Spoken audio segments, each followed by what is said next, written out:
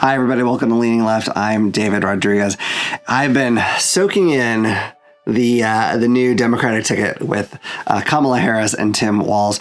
And wow, it's been something. I did not at all predict this when Biden stepped down. Not that not the part where Kamala is the candidate. That's not surprising. But the way people have gotten so excited about this, and the way everyone has kind of coalesced around supporting her so quickly was shocking to me. I thought there might be a little more of a fight over this, but no. I mean, it's been incredible. I don't think I've seen this level of excitement in a candidate ever. I don't think I have. A lot of people compare it to the, when Obama was running, and that may be the most comparable. I don't know. I can't recall if I was paying quite as close attention then, but man, I was not aware of this level of excitement about a candidate. So really fantastic.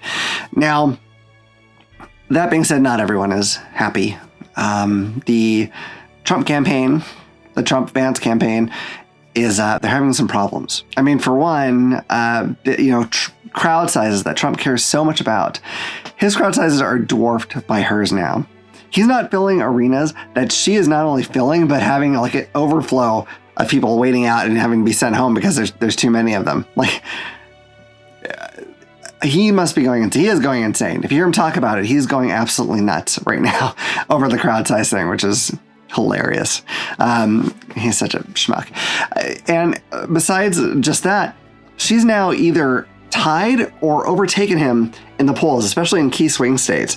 Like, she's killing it out there, and his chances of winning look like they're dwindling. Now, right now, it's still really close. Like, don't get me wrong. He's still in a decent position as far as that goes, but if things keep going the way they have been, he's in a lot of trouble.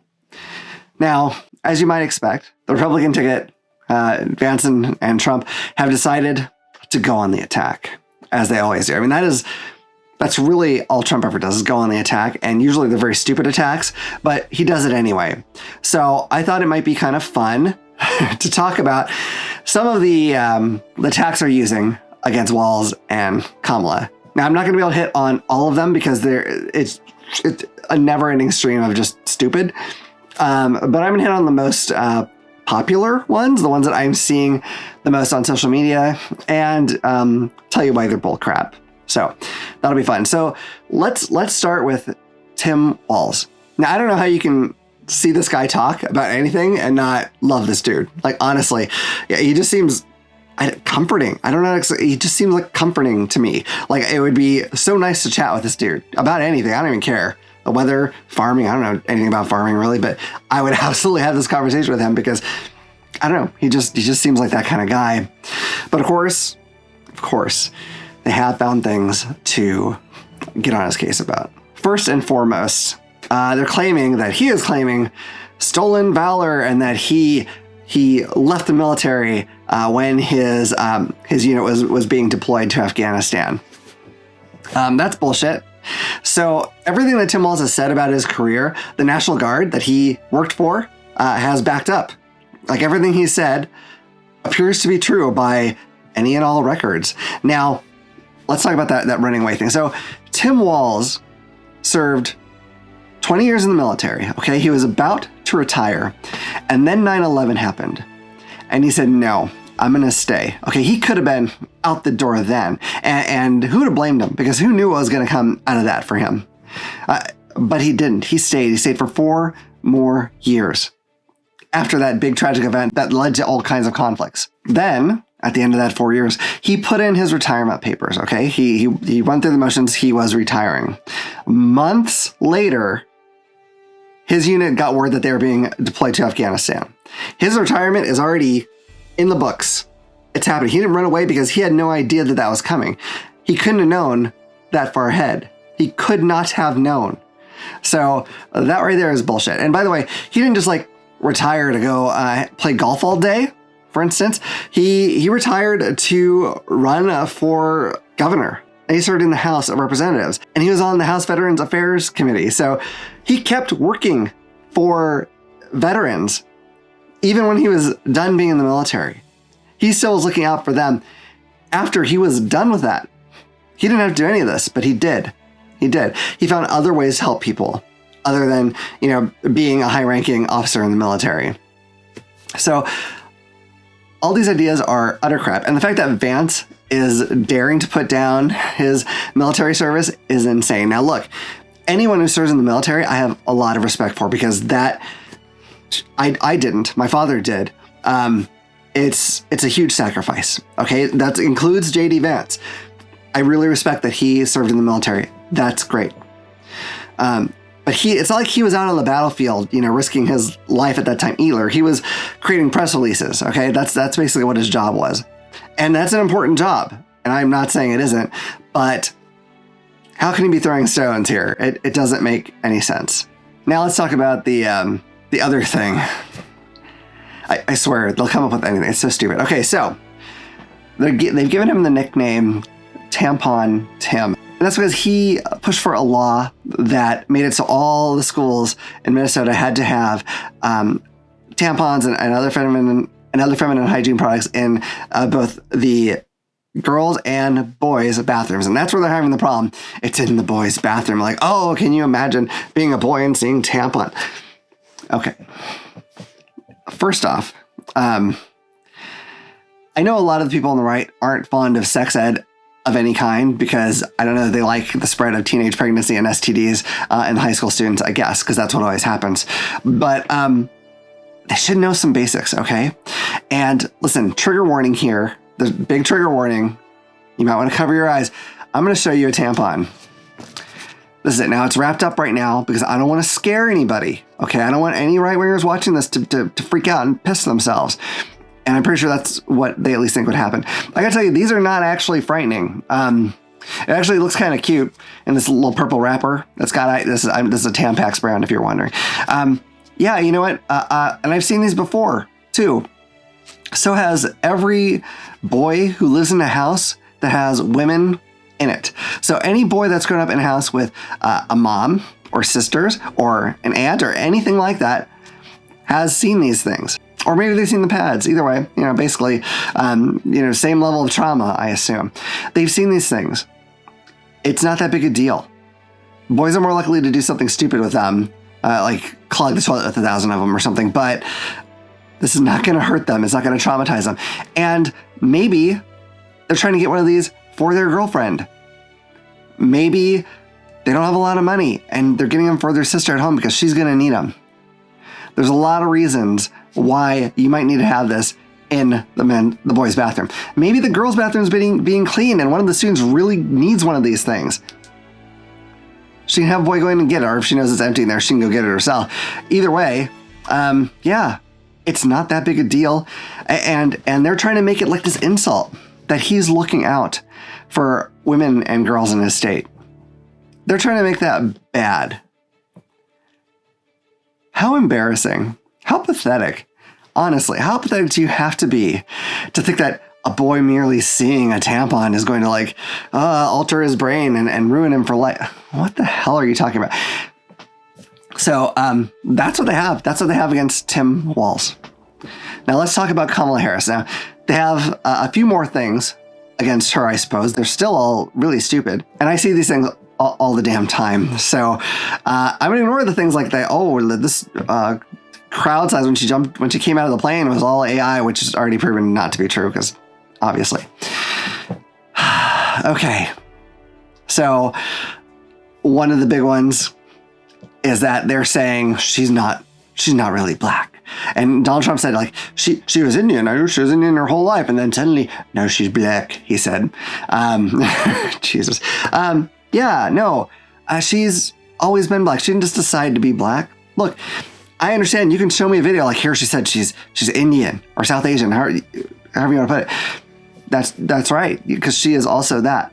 And it's not always relevant to bring up her entire lineage. It might be relevant at the moment to be like, oh yeah, I'm South Asian because they're talking about something that involves that group. But she is part of it. You see, her father was black and her mother was Indian. And a lot of Republicans are being like, well, no, his father was Jamaican. He's Jamaican, not black. Her father was a black Jamaican man, okay? It's like, well, she shouldn't call herself African American. Okay, I don't know if anyone says African American anymore, because like I understand there was a whole big period of my life where that was what you were supposed to say, but I think that's kind of out of fashion now. I think you're just supposed to say black. Please let me know if I'm wrong, but that is what I've heard. So I don't know if she's ever called herself that or not, but you know, you can't say, well, her dad's from Jamaica, so she can't even claim that. The black people in Jamaica originated from Africa. So, okay, there may be like a middleman here in this case, but it's still not inaccurate. It is the dumbest argument ever. They don't understand that a person can be more than one race because their parents are more than one race. Otherwise, they have to come up with a name for every possible combination, and that's ridiculous. No one's going to do that. And my only guess is they are so against interracial couples that they can't possibly imagine that it's even possible for them to have a child together. That's my only guess. They can't get past their hatred of that idea to even think further ahead of what might happen if they have kids.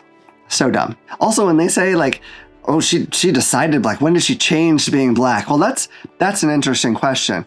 Was it when she went to a historically black university? Was that when she decided? Because they would have to agree, right, to let her in. Was it when she joined one of the original black sororities? Because, again, kind of says it all right there. If she's not black, she's not in that sorority. She was. Was it when she was a member of the Congressional Black Caucus? Is that when she decided she was black? Because that was also way before she was running for president. So she definitely didn't change to being black to run for president. I think when she made the decision to be black was when she was conceived by her mother and father. I think that's when she decided, just like that's the same time that people decide to be gay. You know, right about there. So we got that out of the way. Okay, so here's another one. They're saying that she got where she was because she slept with Willie Brown, a married man. Okay, so they did date. That's true, and no one has tried to hide that. And as for him being married, him and his wife had separated over 10 years earlier. I don't know if they got divorced in that period or not, but either way, they were not together for over a decade when him and Kamala started dating. So there was no cheating going on here. They weren't together.